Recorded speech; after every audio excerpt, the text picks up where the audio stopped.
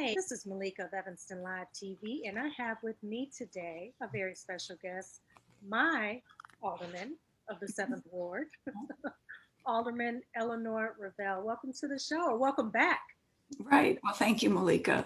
It's a pleasure to be with you. Yes, yes. I'm as I do these interviews, I'm noticing how many people have actually been on my show before because I'm constantly saying, "Welcome back." Right. Yeah. Yeah. Well, that just shows how much you cover of all of Evanston. That's really wonderful. Yes, thank you, thank you. So you and I were just talking before we started recording. Right. Um, this election has been, woo, it's been busy, and you all are Busy. just stepping out there. I mean, it hasn't even got into the meat of the race yet. Right. Yeah. So what's it been like? What's it been like for you this election? Yeah. Well, it's certainly been really busy. I mean, a variety of organizations with questionnaires to fill out and a couple of forums now and interviews. And all of that's really helped me really think carefully about what are my positions on a lot of these issues. I mean, I know what I think, but to have to actually put my thoughts into words that I write down or that I share on a forum has been a really useful exercise. And so I feel like I'm growing in this whole process. Mm, that's interesting. I had interviewed Alderman Melissa Wynn a few weeks ago, Mhm. and I had told her, it was great to actually speak with her because when you all are up there on the dais, you don't get much time to really go into an explanation for why you voted the way that you did or how you feel about certain issues. And sometimes you all just have to get the vote in, and it may not be how you really feel. You know what I mean? So um, I think these interviews have been great because now the residents get to hear, Mhm. at least on Evanston Live TV and other media outlets, how you all actually feel Right. about what's going on in Evanston and Right. Yeah. some tough decisions you all are going to have to make Mhm. coming up as Yeah. well. Well, right. Well, when it's a really controversial issue or an issue that I hear a lot from my residents about, then I do make a conscious effort to explain my vote. I mean, I'm not a person who goes on and on at length at council, but I do try to explain why I'm voting yes or no, or why I'm urging my colleagues to vote yes or no. So I hope people do understand why I'm voting the way I vote. A friend of mine, she's an attorney out in California. She always tells me, Malika, you have to take emotions out of things and just state the facts. So I feel like that's how you all come across. Like these are the facts, and I think people aren't feeling enough emotion about how you feel about it. So it's like they're not connecting to it. Like so, then they just think it's cold, just a Okay. cold decision. You know. So we should be more passionate up there on the dais. Uh-huh. Yes, Well, yes. I'll try. Fire your papers, slam your fist on the Right. table. All Okay. right. All right. I'm just joking. I'm just Uh-huh. kidding. But Right. yes, well, I know with Harley Clark, you were passionate about Yeah. mental health. You and I sat down and talked about a little bit about that as well. And I know you're big on the environment. Right. Um, those are things that I've heard your voice on, Mhm. most definitely. I think what people haven't heard your voice on was the zoning at Northwestern. I don't Oh, think enough people know how you really felt about that. well, I mean, I had a article, op-ed piece in the Roundtable. I went to a whole lot of meetings with residents. I made passionate appeals at city council on a couple of different occasions on this issue. So I'm surprised if people don't think they've heard me speak out on that issue. I was fighting to protect the residential character of the neighborhood around the stadium area, and I'm really disappointed that my colleagues, 5-4 voted in favor of this a 2-year pilot to allow professional sports and commercial entertainment at Welsh Ryan Arena. What's interesting, of course, with COVID, the first year of that 2-year pilot has passed us by, and so we'll see whether there's an opportunity for Northwestern before the period is up to actually host some events, so we can see what the impact actually is.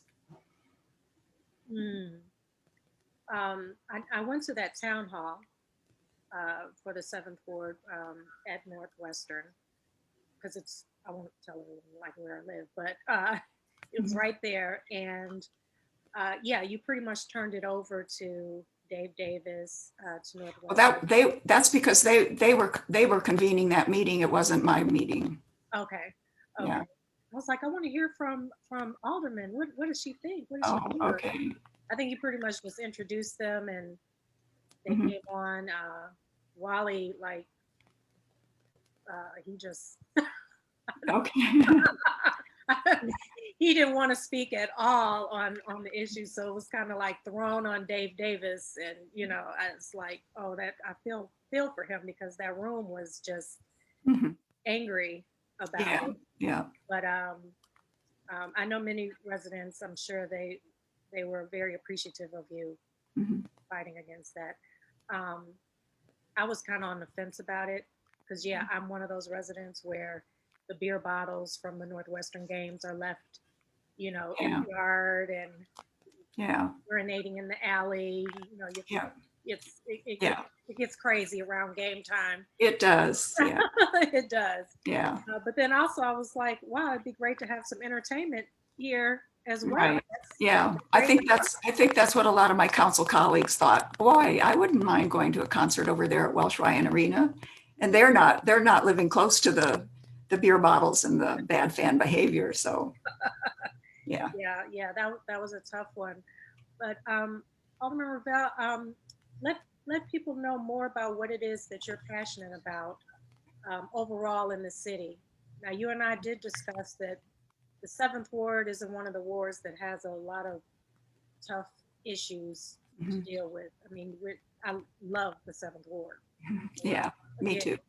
Walking out my door and walking down Central Street and getting coffee and going to the boutiques, and it's just a beautiful, beautiful ward. Yeah. But what are some of the things that you really want to work on in the 7th Ward? Right.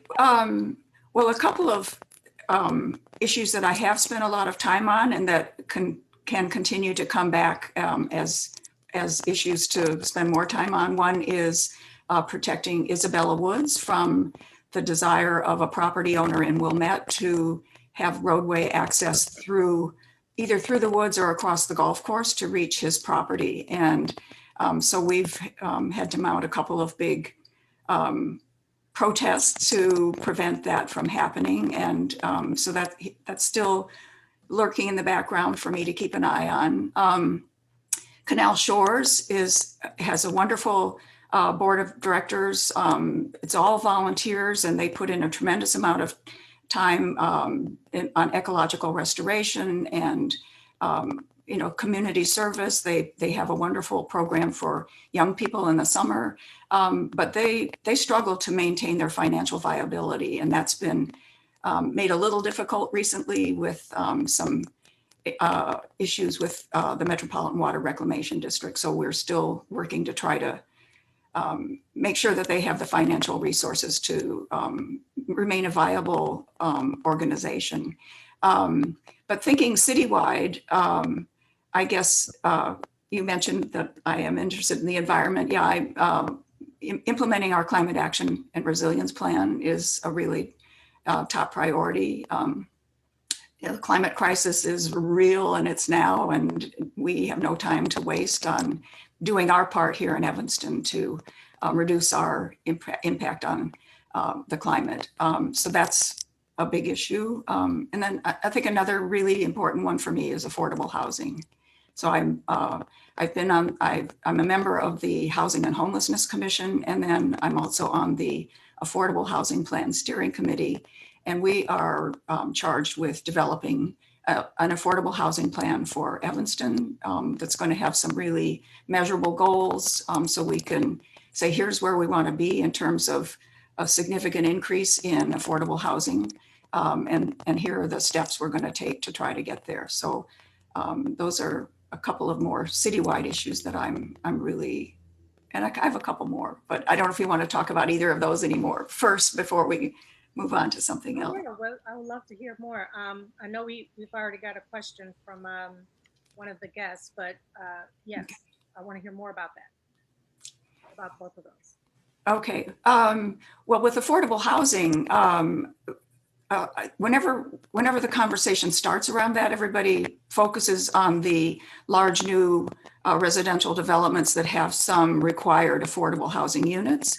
But we're just making really small progress if we rely on those kinds of developments for making a measurable increase in the number of affordable units in the community. So what I think we really need, and I'm expecting that this Affordable Housing Plan Committee is going to end up recommending, is that we do a serious review of our zoning code and look for ways to make sure that we can have more types of housing, smaller houses, smaller lot sizes in all parts of the community. Because right now, I think our zoning is quite a barrier to making a significant increase in the affordable housing that we have in our community. And not only is it important to have more affordable housing, but it's important for us to have it throughout the community. So I see that as being an area where we're going to have a lot of community conversation in the coming months.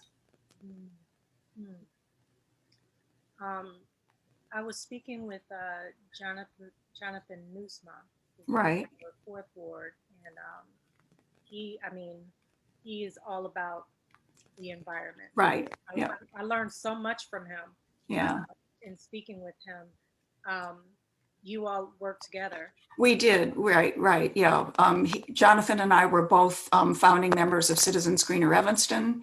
And after I served, I think it was about 4 years as board president, Jonathan succeeded me as president of Citizens Greener Evanston. So, and we worked really closely on the referendum to approve community aggregation for electricity here in Evanston, which really made a big impact in terms of our reduction of our greenhouse gas emissions.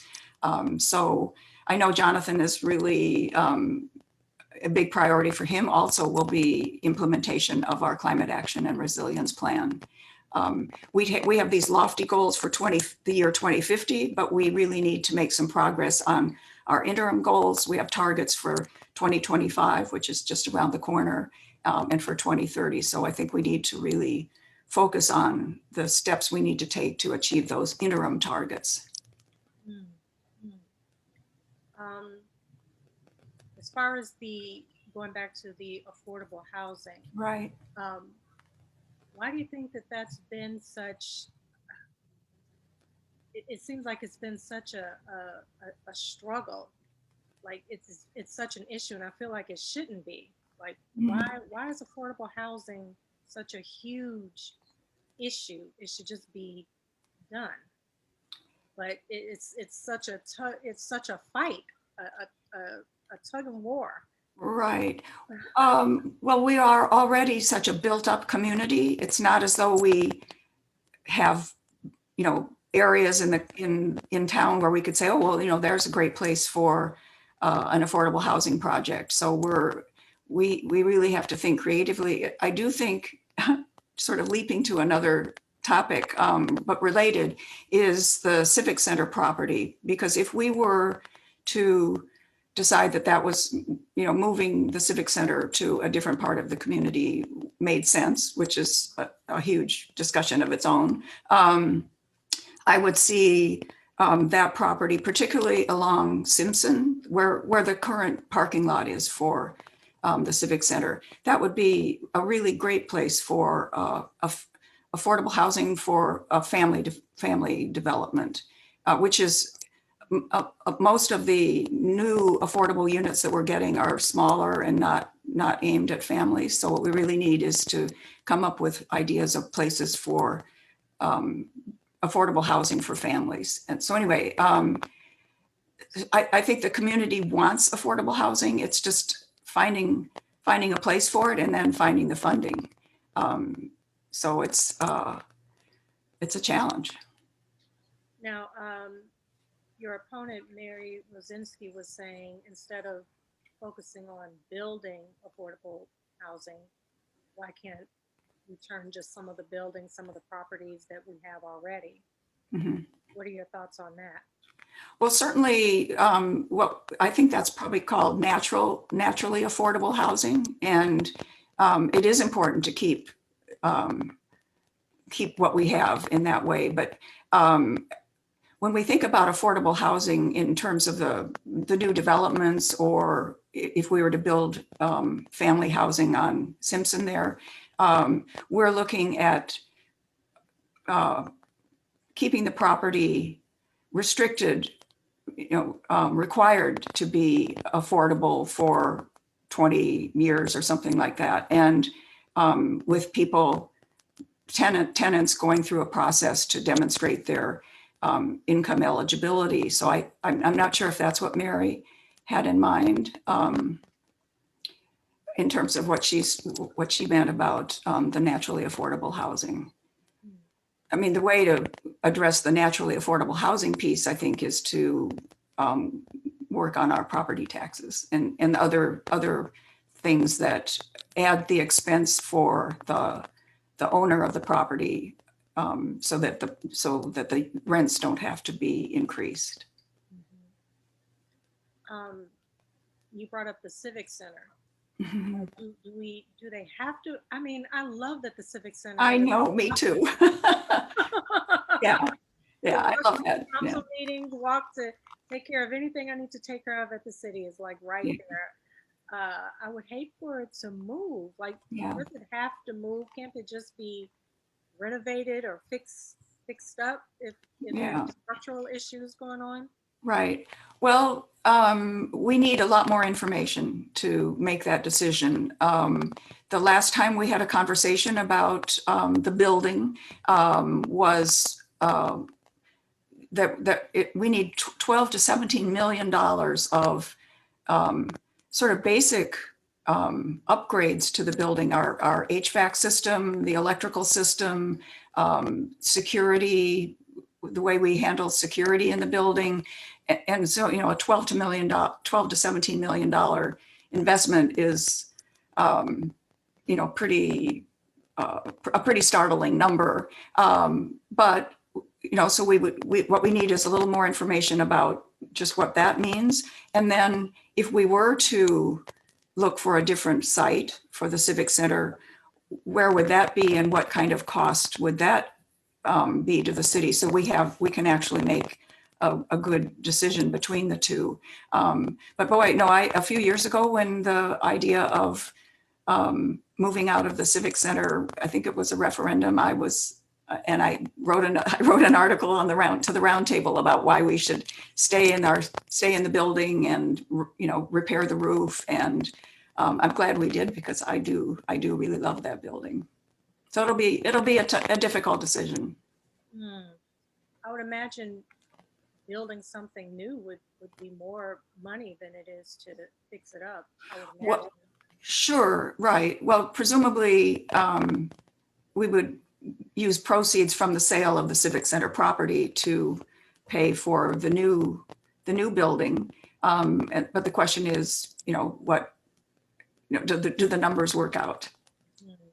And there could be other reasons too. For example, there's been a lot of conversation about trying to move the Civic Center to the downtown, which would then bring lots more people and vitality and support for our businesses in the downtown. So there'd be these other kinds of benefits from really thinking seriously about moving the Civic Center to the downtown. But then parking would be a huge another. The public will not be attending public comment if they have to worry about parking. Yeah.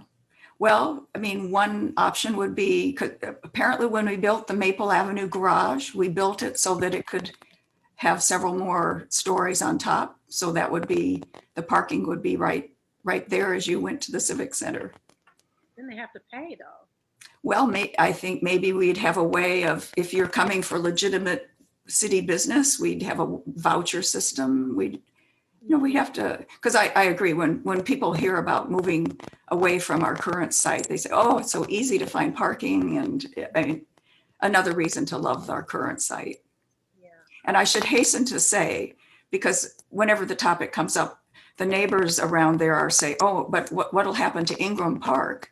And that is definitely not part of the Civic Center property. So we are not talking about selling that park. Okay, well, just letting you know, constituent, my vote is it stays right where it is. Okay, well, let's have that conversation after we actually know what the alternative might look like, because maybe that'll be so attractive that you'll change your mind. Okay, and it's going to remain Lorraine H. Morton, correct? I would hope so. I would hope so. Yeah. Okay, that's major importance. Sure. Yeah, it is. It is. Okay. Alderman Ravel, we're going to take a question here. Okay. We have a question from Aaron Foster. Aaron, if you want to unmute.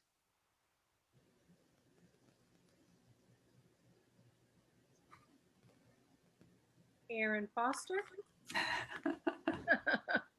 Maybe he stepped away. He just All right. No, there he is. I didn't step away. I just was in a conversation. So first of all, I'd like to say Alderman Ravel, that's how I pronounce your name, right? Ravel? Yes, right. Okay, awesome. We've met once or twice before by me watching. I'm one of the editors and or publisher of Evanston Magazine. So just so you are a little refreshed on who I am. I want to tell you that while I've been watching the dais, I believe that you've been acting with high integrity, and you are what I would consider a light in that. Yeah, I'll turn on my mic. I mean, my camera so you can see me. Great. There I am. There you are. All right. Hi. So, and I think that, again, I think that you've been acting with a high and strong integrity, and I appreciate the light that you bring to the dais. And I mean, that's not an easy thing to say at this point, because I think that a lot of the regular citizens of Evanston are not feeling super strong about it. So I appreciate all the things that you guys have discussed. I really simply have to ask you one thing that I think I have not heard specifically from you, and it has to do with my direct question, which is, how do you feel about the way the clerk's office has been dismantled, and where do you stand on it being re-examined? Yeah,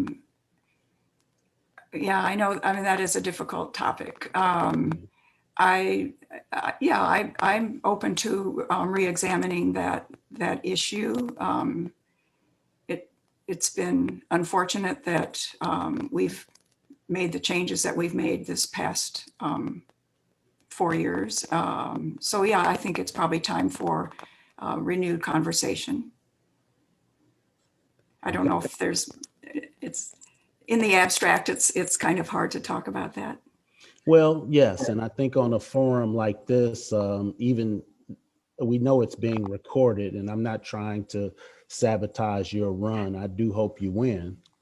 I just think it's very important that you voice strongly what you just said, which is you're open to re-examining it. You have seen what it is, which I think nobody's fooled about what it is. And that's really all I have to say about it. Thank you for your time. Yeah, well, thank you. Thank you, Aaron. Yes, Aaron runs Evanston Magazine. I think it was called Evanston Man at one point, but now it's Evanston. Yeah, we've Okay. morphed it into, to try to expand it a little bit further so that we can get a little more traction on it. Thank you, ladies, for your time. I'm going to turn my mic and my video back off so I can watch. Okay, thank you. Mhm. Yes, Alderman Bell, it's a lot of what's been controversy around the city clerk's office for the past 4 years, Mhm. I would say. Um, I am a supporter of Devon Reed in the office. I feel like he's educated the community so much on FOIA, Mhm. and it's given the residents so much information about voting and Mhm. Yeah. different elections. But I do see the issues that are up there on the Mhm. dais, and it it gets very intense. Very intense. Afraid so, yes.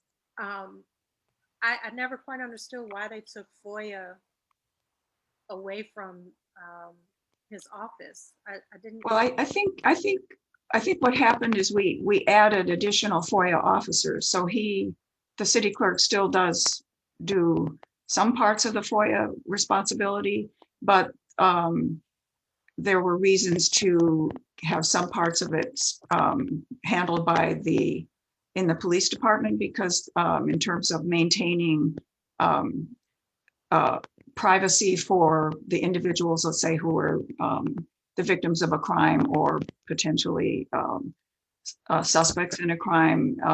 There was just, it was important to maintain the privacy requirements of the FOIA law. So I think that's why keeping those, so there's some types of FOIA requests that do stay with the police department, but I believe that other types of requests go to the city clerk. I haven't thought about this issue for quite a while.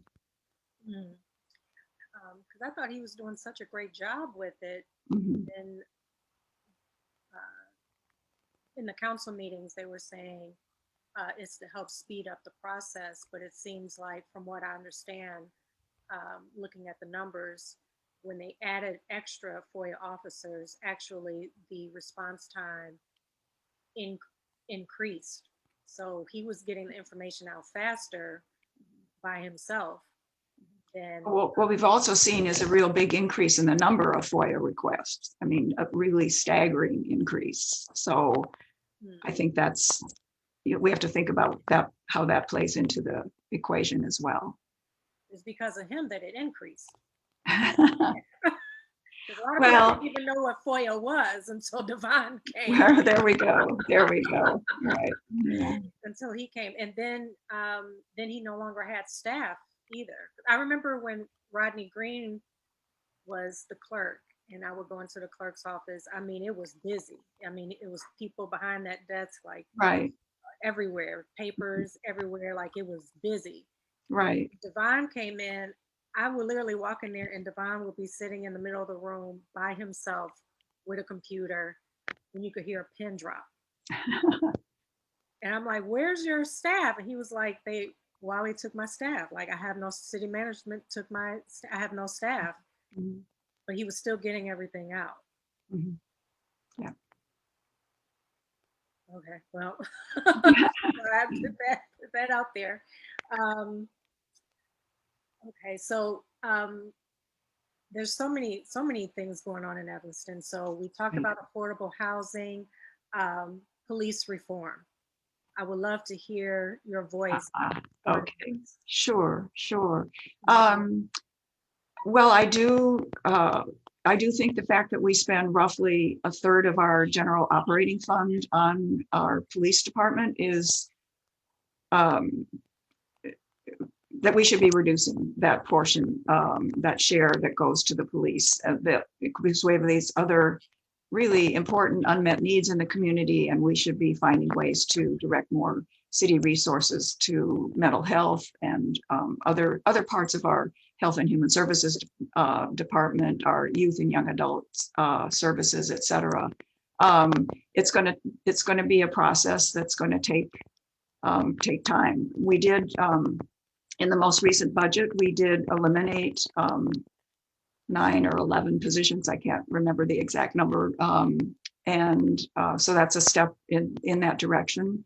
I've been very involved in the last few months, working with Alderman Fleming and a subcommittee of the Human Services Committee on developing an alternative emergency response program, so that, because there are a lot of 911 calls that we receive, that the police department receives, that don't need a uniformed police officer to respond. In fact, it would be better if a behavioral health professional could respond, because these are oftentimes cases of someone who is having a mental health crisis, or they're homeless and need assistance finding, shelter. A lot of situations that don't really need a police officer. And we're going to be coming to Human Services actually this coming Monday evening with our draft proposal to start getting some feedback from the broader Human Services Committee, and hope to be bringing that to council in the next 2 or 3 months. So if the experience that other communities are finding that have this type of alternative program is that it is able to reduce the demand on the police department enough that there are additional savings then in the police department budget that we can begin to direct to these other really important needs in the community. So that's I think a really important step for us to make. The other thing that I have been talking about lately is 2 years ago, we had an outside evaluation of various efficiencies and looking at the operations in the police department. And the report came back with 6 really important recommendations, and the police department chief cook and has implemented 5 of those, but the 6th recommendation is still waiting for attention. And I think this would be really helpful to us. It calls for a staffing study, because right now every year pretty much we have the same level of staffing that we've had previous years, and we haven't done a staffing study apparently for about 10 years or so. So if we could do this get an outside entity to look at our staffing, talk with the community about what the community needs and wants from our police department, it will help us decide, whether we can right size the department and further reduce the staffing there. So I think that would help us also get to some more savings in our police budget. I think that is a great idea. And I know that District 65 operates outside of the city. Mm-hmm. But in those interviews, I've learned so much about mental health for the children, and how that's had a huge impact on the achievement gap, because so many are judged for having mental health issues. Mm-hmm. And then some of the behavioral issues. It's a really serious and deep topic. Do you get involved with District 65? No, I don't. I read about, the issues, but I'm not directly involved. And I'm very aware of, during the pandemic, that's really, really increased the mental health concerns for our school children, when they're at home and struggling to try to learn virtually, and maybe they don't have the computer set up at home, and they're missing their friends and their activities. And it's a huge, and worrying maybe about their parents, because they hear about how bad COVID is. So, they're, to the extent that there were mental health needs before the pandemic, I think they're even more acute today. Yeah, because District 65, they were receiving death threats because they kids at home. And then there were parents who were concerned about mental health issues with their kids back in the school. But Dr. Horton didn't want to risk losing one child. Right. Yeah. So Yeah. Yeah.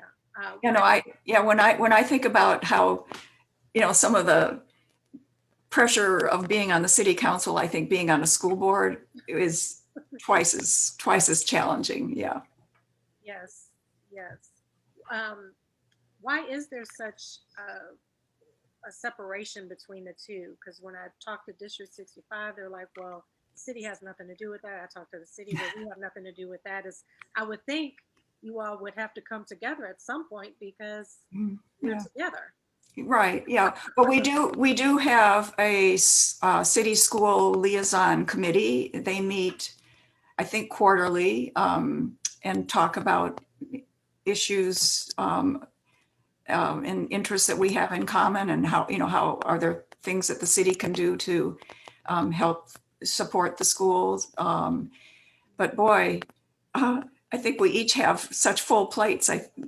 Trying to asking city council to really try to make decisions for or with the school districts about the school issues, that would be challenging. I'm glad we have school boards who really can dig into all the school issues and really make wise decisions for our school children.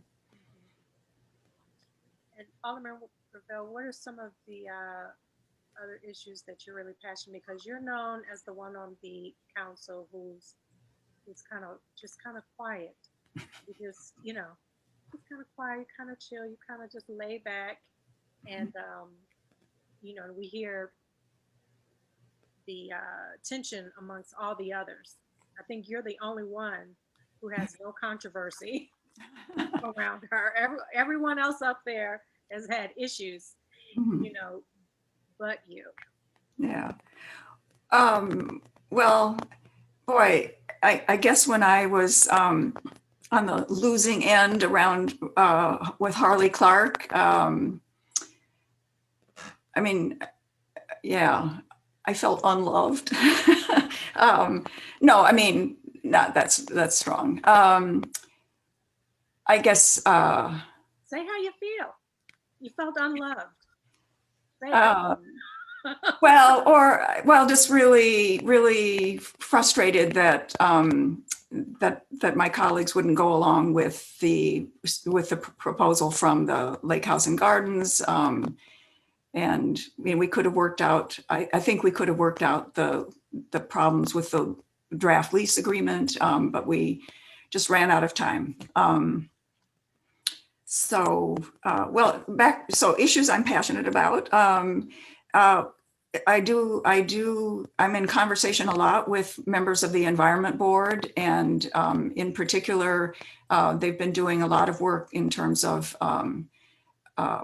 promoting our green spaces, our open spaces, making sure that we do what we can to protect not just Isabella Woods and not just Canal Shores, but along the Lad Arboretum, the Harbert Park. We have wonderful natural. Oh, and the Clark Street Beach Bird Sanctuary. I've got several of these natural areas in the 7th Ward, and so we recently approved an ordinance that basically kind of creates a structure for the city to work with the stewards of these different natural areas and make sure that everybody's in communication and we have good plans going forward for those areas. I'm working now with Wendy Pollock, who's the chair of the Environment Board, and Alderman Nguyen and Alderman Rainey,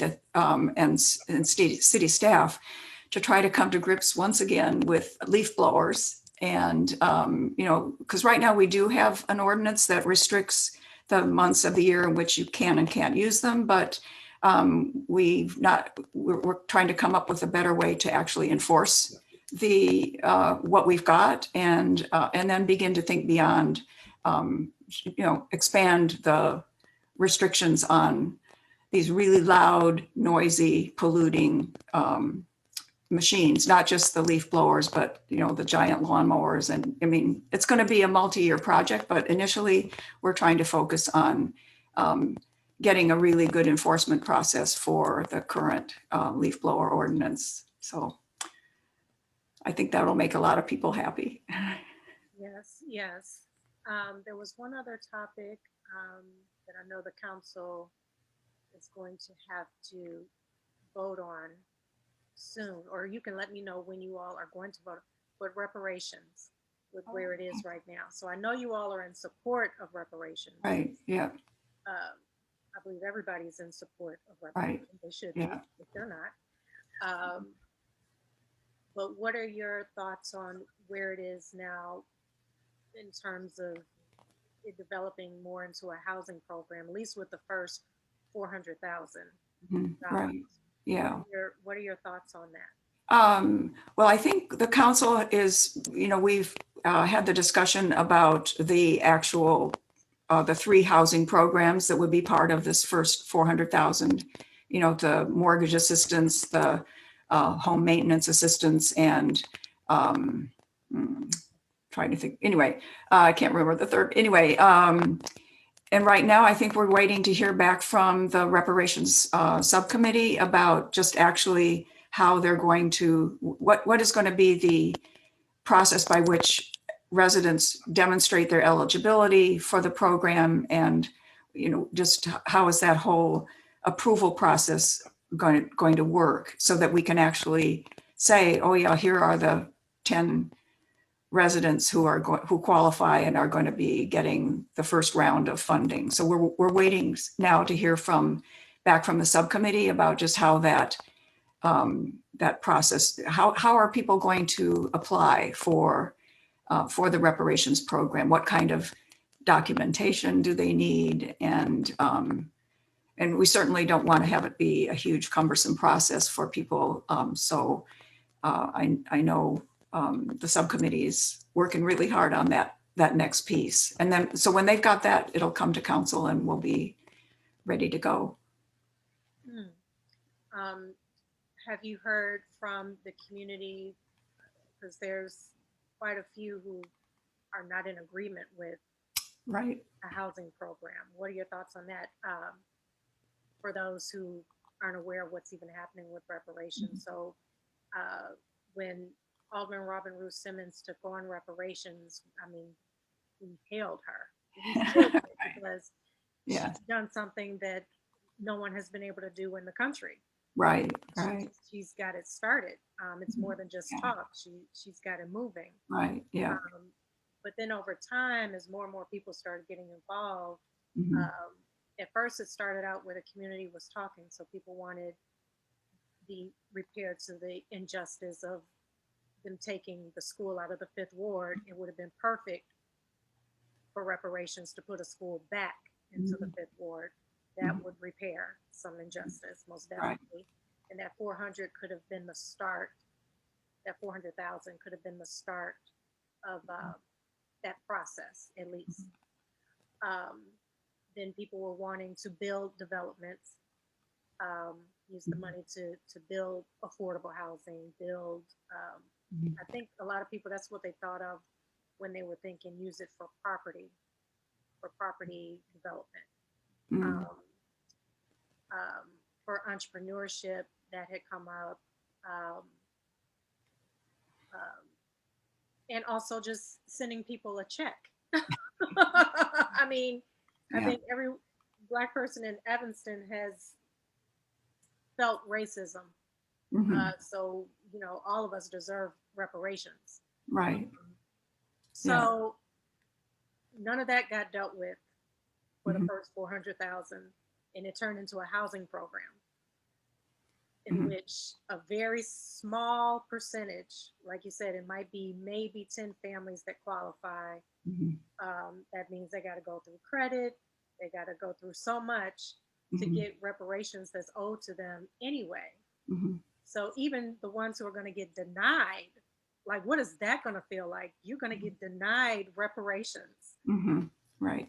Well, it's important to remember that the 400,000 is just the first year. I mean, it's ultimately, we've committed $10 million from the first $10 million from our cannabis tax to go to the reparations program for however long the money lasts. And so the 400,000 is just getting it started. And my understanding is that Alderman Ruth Simmons had community meetings early on in the process to hear from residents about their suggestions, and that housing really came up as a really important area to focus initially. And in my view, if you look at the information that Dino Robinson has provided for the community about the history of Black residents in Evanston and the discriminatory practices that the city and institutions, real estate agents, banks, et cetera, employed over the years, it really had a severe impact on housing opportunities for our Black residents. And so to my mind, it makes sense to focus our first reparations effort at addressing the harm that was done in terms of housing for our Black residents. And also my understanding is that Alderman Ruth Simmons, the second piece of area of focus is going to be economic development. So it's both housing and economic development, and that those two, working together, those two focus areas will help start to repair the damage that was done. I've been attending, in the background, some of the reparations subcommittee meetings, and it is interesting to hear the comments from members of the public during public comment. And the alternative that I hear most frequently from members of the public is that it should be a cash payment. And I think that's maybe because whenever we've heard about reparations in the past, it's always been in terms of a cash payment. But I really think the approach with housing for really repairing the damage here in Evanston, I think a housing program, it really seems very, I just really support it. I think if the qualifications weren't so strict, so it's only for people who can prove that they were discriminated against from 1919 to 1969. So then you think of all the Black families who moved into Evanston from 1970. I know my family, we moved here in 1984. We bought property in the 8th Ward, and my mother was redlined. Mhm. Like they wouldn't even show her property outside of the 8th Ward and the 5th Ward. Right. She didn't even know other parts of Evanston existed. Right. Yeah. I think maybe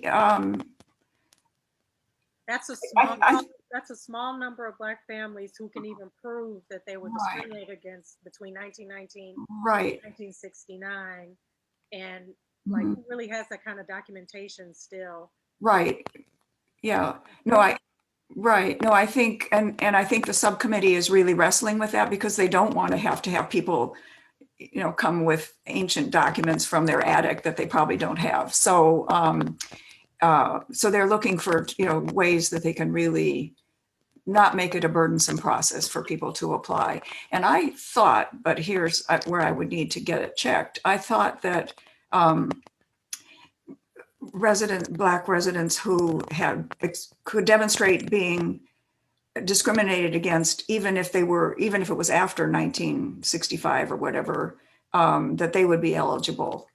So it's not, if your family was redlined, even later, I think I have to check, but I think that your family would be eligible. But again, I have to check with Robin.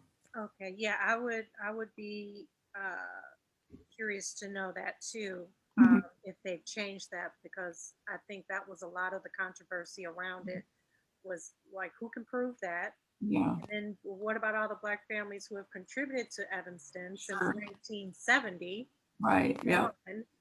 And have been redlined, discriminated against in all sorts of ways. Right. So are they just ass out?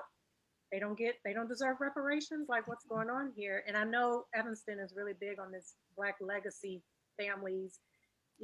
Yes, okay, we get that. But there have been Black families who have been here for a very long time and have paid taxes and contributed.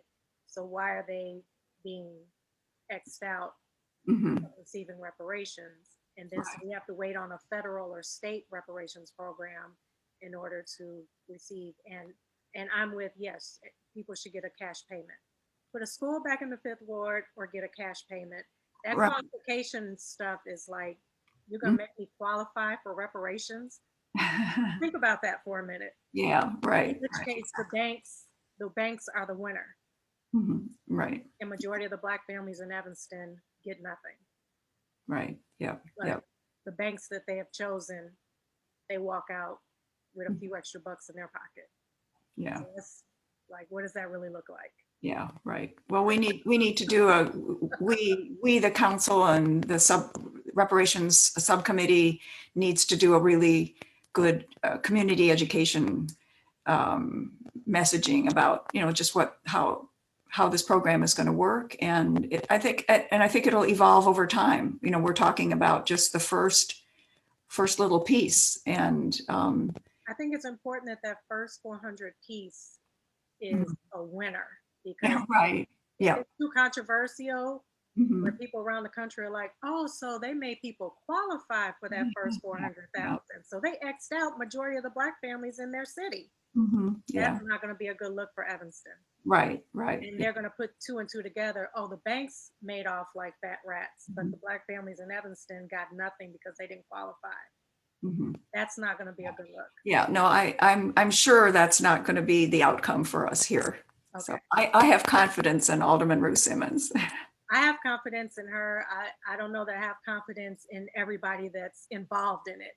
Right. But Okay. I know that her heart was in Oh yeah, the right place. for sure. For Yeah, sure. Yeah. yes, yes. Yeah, we had just last night we had a joint 6th and 7th ward meeting where we had so Dina Robinson came and talked about the history of the redlining history, et cetera, in Evanston, and then Robin talked about the reparations program, and there were 80 or 90 people came to the ward meeting, and and I got a lot of emails afterwards saying, really wonderful discussion. I learned so much. This is really great. So there's definitely, for people who aren't going to be part of the program, there's really strong support and recognition of the importance of the program.